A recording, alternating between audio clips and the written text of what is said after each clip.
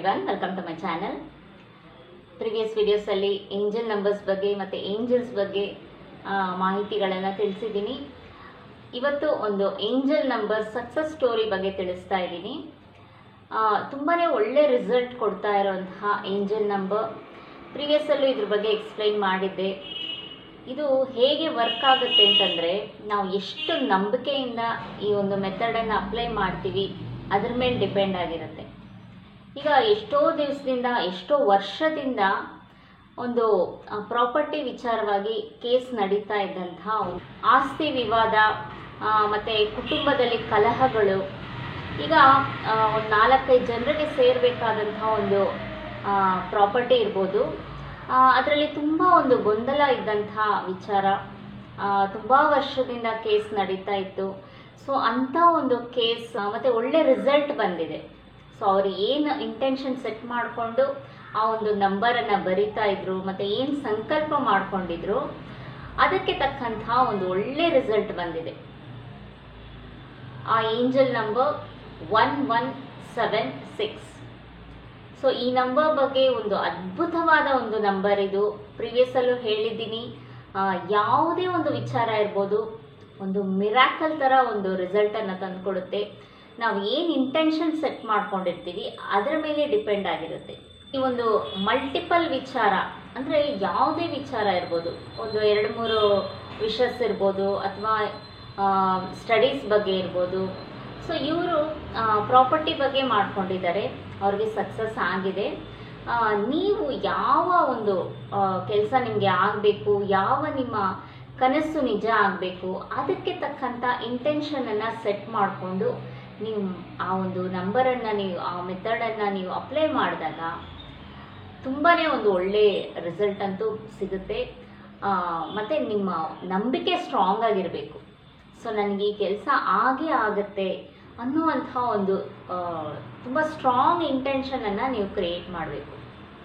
So ಅದ್ರ ಜೊತೆಗೆ ಕೆಲವೊಂದು ವಾಟರ್ ಥೆರಪಿ ಇರ್ಬೋದು, ನೀರನ್ನು ಹೇಗೆ ಎನರ್ಜೈಸ್ ಮಾಡಿ ನಾವು ಕುಡಿಬೋದು ಅದ್ರ ಬಗ್ಗೆನೂ ತಿಳಿಸಿದ್ದೆ. ಸೊ ಇವರು ತುಂಬಾ ಒಂದು ಟೆನ್ಷನ್ನಲ್ಲಿದ್ದರು. ಸಂಬಂಧಿಕರಿಂದಲೇ ಈ ಒಂದು ಆಸ್ತಿ ವಿವಾದಕ್ಕೆ ತುಂಬ ಸಮಸ್ಯೆಗಳನ್ನು ಫೇಸ್ ಮಾಡ್ತಾಯಿದ್ರು. ಸೊ ಎಲ್ಲದಕ್ಕೂ ಒಂದು ಸೊಲ್ಯೂಷನ್ ಬೇಕು ಅನ್ನೋ ಇಂಟೆನ್ಷನನ್ನು ಸೆಟ್ ಮಾಡಿಕೊಂಡು ಈ ಒಂದು ಮೆಥಡನ್ನು ಅಪ್ಲೈ ಮಾಡಿದ್ದಾರೆ. ಸೊ ಅವ್ರಿಗೆ ಒಳ್ಳೆ ರಿಸಲ್ಟೇ ಬಂದಿದೆ. ಆ ಸಂಬಂಧಗಳಲ್ಲೂ ಯಾವುದೇ ಒಂದು ಗೊಂದಲಗಳಿಲ್ಲದೆ ಎಲ್ಲರೂ ಒಂದು ಮ್ಯೂಚುವಲ್ ಅಂಡರ್ಸ್ಟ್ಯಾಂಡಿಂಗಲ್ಲಿ, ಅಂದರೆ ಎಲ್ಲರೂ ಒಪ್ಕೊಂಡು, ಈಗ 4 ಜನರಿಗೆ ಒಂದು ಆಸ್ತಿ ಸೇರಬೇಕು ಅಂತಂದಾಗ ಇಬ್ಬರದು ಬೇರೆ ಒಪಿನಿಯನ್ ಇರುತ್ತೆ, ಇನ್ನೂ ಇಬ್ಬರದು ಬೇರೆ ಒಪಿನಿಯನ್ ಇರುತ್ತೆ. ಸೊ ಅಂಥ ಒಂದು ಸಿಚುವೇಶನಲ್ಲಿ ತುಂಬ ಕಷ್ಟ ಆಗುತ್ತೆ.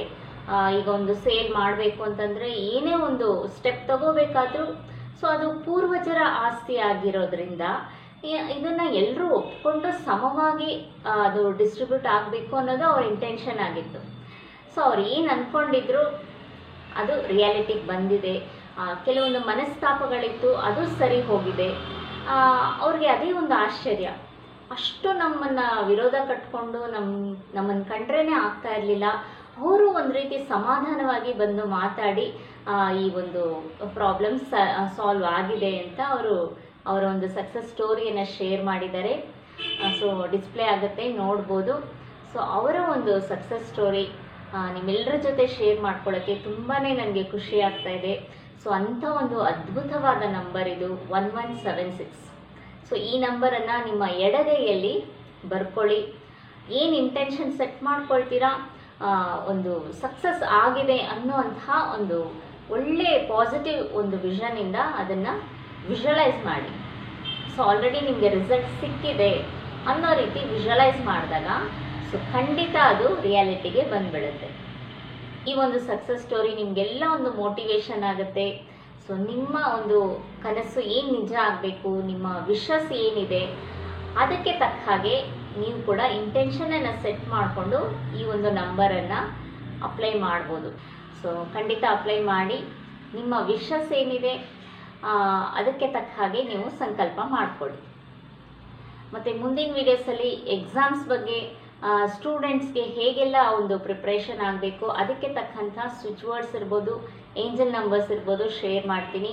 ಮತ್ತು ಕಾಂಪಿಟೇಟಿವ್ ಎಕ್ಸಾಮ್ಸ್ ಬಗ್ಗೆ ತುಂಬ ಪ್ರಶ್ನೆಗಳು ಬಂದಿದೆ. ಸೊ ಅದ್ರ ಬಗ್ಗೆನೂ ಮುಂದಿನ ವೀಡಿಯೋಸಲ್ಲಿ ತಿಳಿಸ್ತೀನಿ.